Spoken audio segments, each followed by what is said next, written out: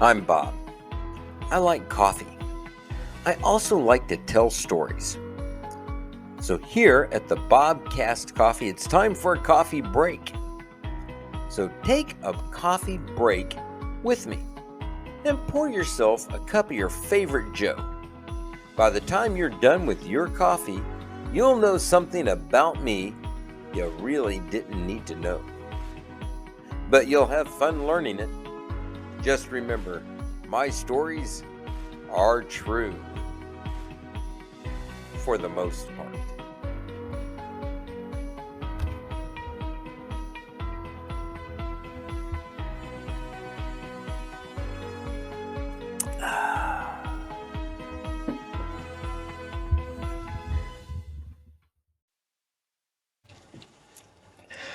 Well, welcome back to Bobcast Coffee. This is going to be episode 75. This should end our trilogy of the Great Adventure that we took with Tommy, Steph, and the grandkids for the graduation. And in fact, that's where we left off. So grab your cup of coffee, get yourself ready, and let's finish this story to the best of my mental capacities. We're in trouble. All right. So where we left off, graduation's over. Tommy's, he's official. He's been official, but man, he's official. And looked good doing it. I'm glad that we were there for that. That was the whole reason. Even though we did spend episode 73 over, doing the Ark Encounter and the Creation Museum, which were fabulous.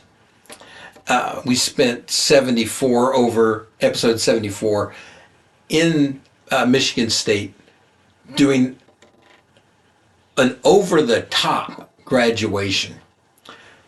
And now we're about to go into the great wilds of Michigan for episode 75.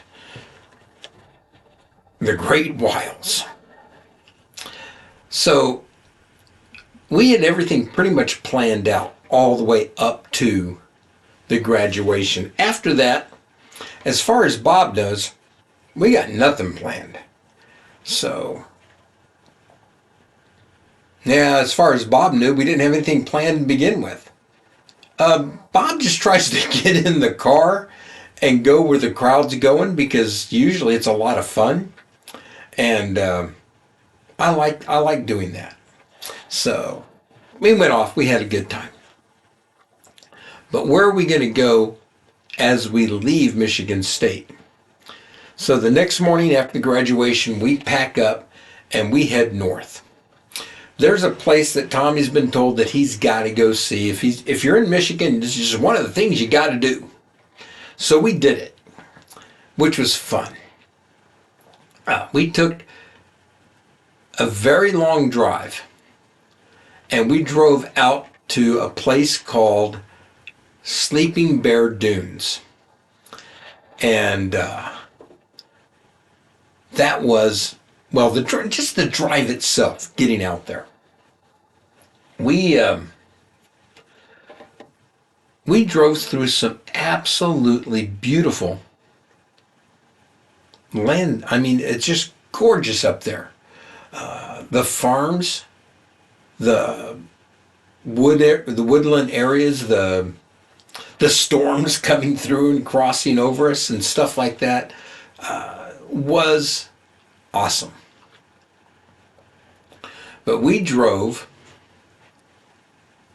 until we got to, where was lunch? I've tried to look this place up. I had photographic proof of the town, the restaurant, and everything that was there. And like I said in episode 73, I lost all my pictures. It was like, it wasn't 1,000, but it was close to 1,000 photos, and I lost them all. So I feel very bummed about that. I've been on maps, and I cannot find that town that I'm thinking of.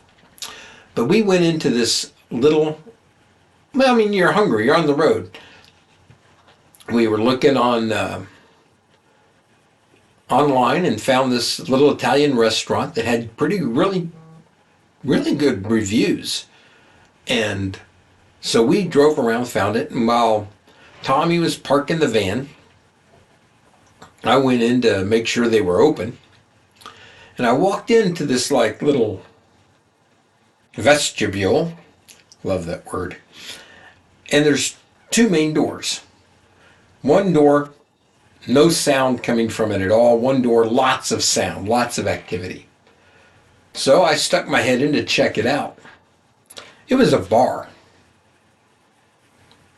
I mean, it wasn't just a little bar, it was a big bar.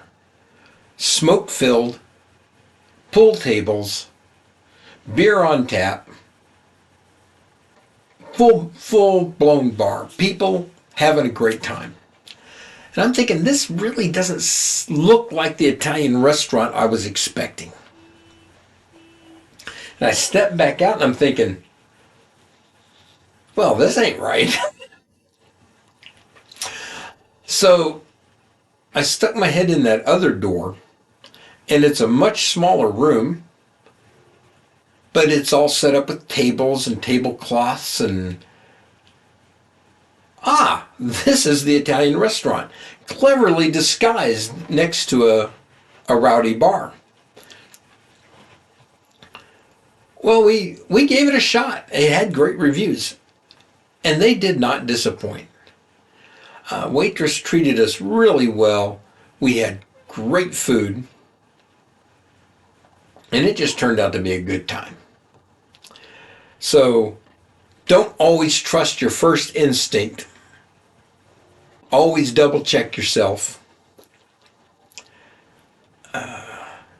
Took a risk, and it paid off. Well, we got back on the road, headed out, and where we ended up is right off the coast of Lake Michigan. And the first place we stopped was called Empire State Scenic Lookout. And we hit the parking lot, and it's only like a mile hike up to the lookout. Now, I've been, as you can see in the pictures, I've been on my cane this whole time. The hike up actually made my leg feel better. We get up to the top of this lookout, and I mean, it is a lookout.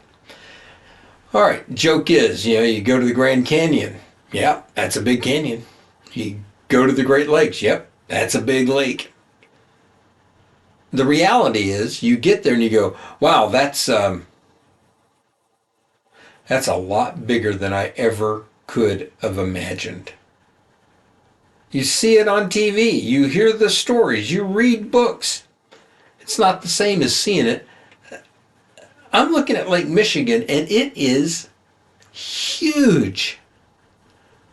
I mean, the boats out there, you see the little boats out there, they aren't like little fishing boats. They're like transport tankers and stuff like that. I mean, they're huge ships that look like little fish out there. It was absolutely amazing. And the lookout point gave you a great view. You can look down into just how clear the water is. I understand that that's not a good thing, that there is some sort of foreign invader in the water that is changing the lake. I don't know if they'll ever be able to do anything about that, but the lake was very clear. We were up there for a while, took some great pictures, had a good time up there.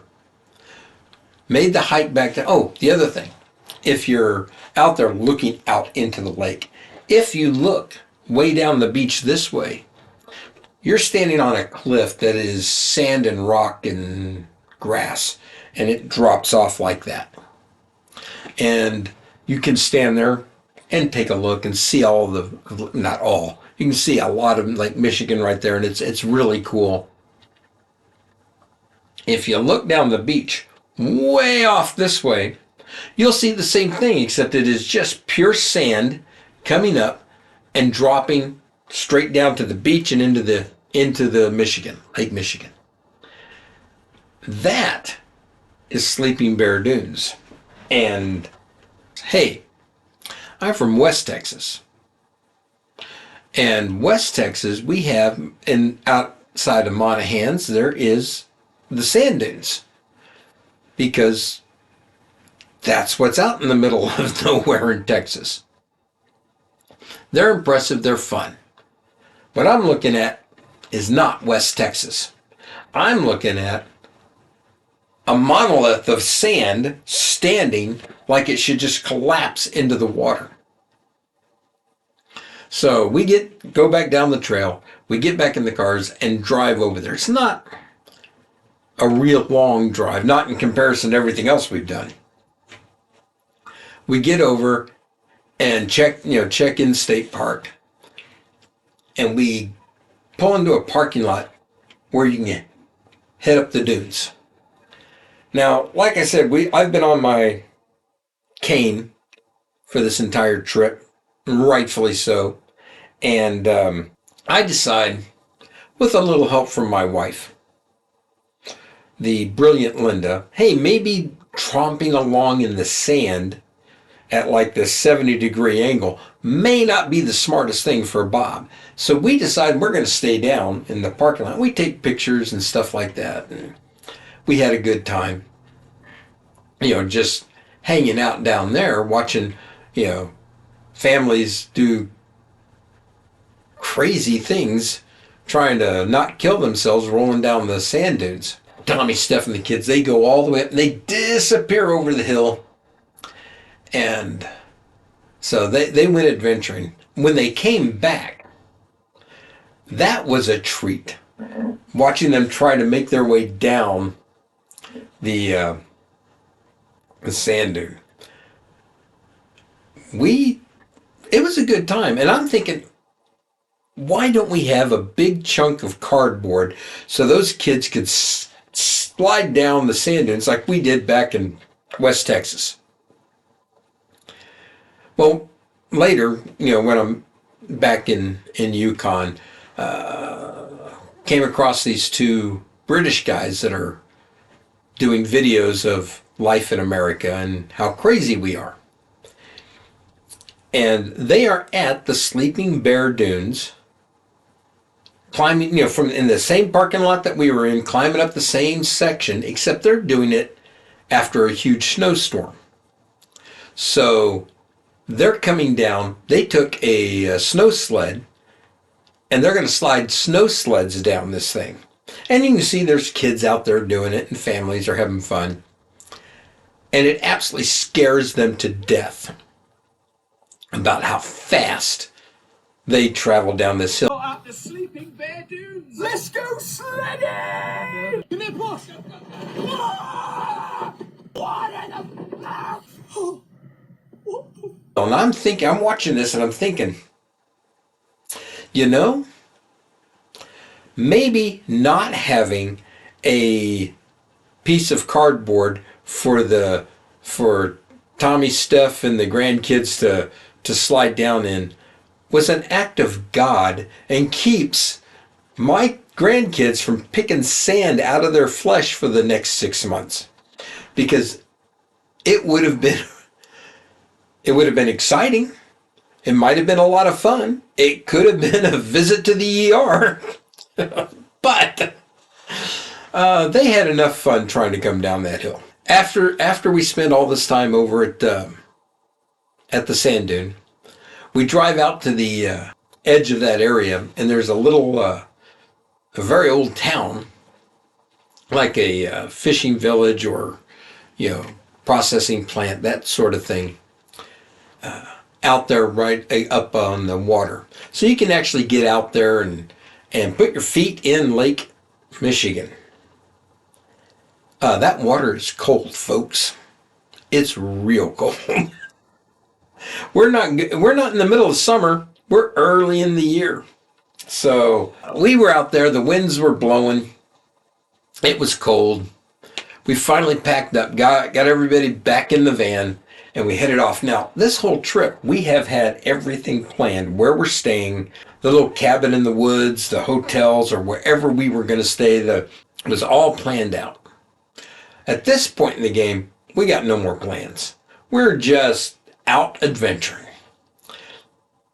But we do have a secret weapon, and that's Stephanie.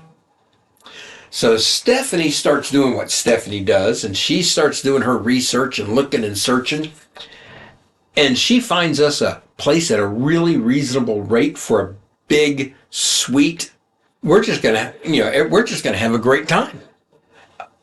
We go to this place. It's the Tamarack Lodge, and the Tamarack Lodge sits in one of the big bays along, Michigan, and it is gorgeous. It's absolutely gorgeous. It's in Traverse City if you want to look it up on a map. It's like being in a 1920s lodge is the way it feels to me. We got a big old fireplace, huge living room, some bedrooms that are just astounding. All right, so the Tamarack Lodge sits right on the beach. If this would have been in tour season for them, we would not be staying there. This place is ritzy. If you're talking like, 4th of July weekend, stuff like that, you're talking $700-800 a night. So we felt very, very happy to get into this place and have a great night there. Anyway, so we get done. Oh, the kids did want to go swimming. The Southern California kids just, we let them. It didn't last long. But we did get warmed up, got everybody pleasant and slept. And then the theory is to get down to the airport and spend the night somewhere around the airport. So we're not waking up at 2 o'clock in the morning to try to get back to Detroit and get to the airport, get everything checked in, and then, try to catch a flight. So we take the direct route back to Detroit, which wasn't. We ended up off the shore of Lake Huron for lunch. Just another one of these just local restaurants. It was fabulous. Had a really good time. I can't think of a time we didn't have a really good time.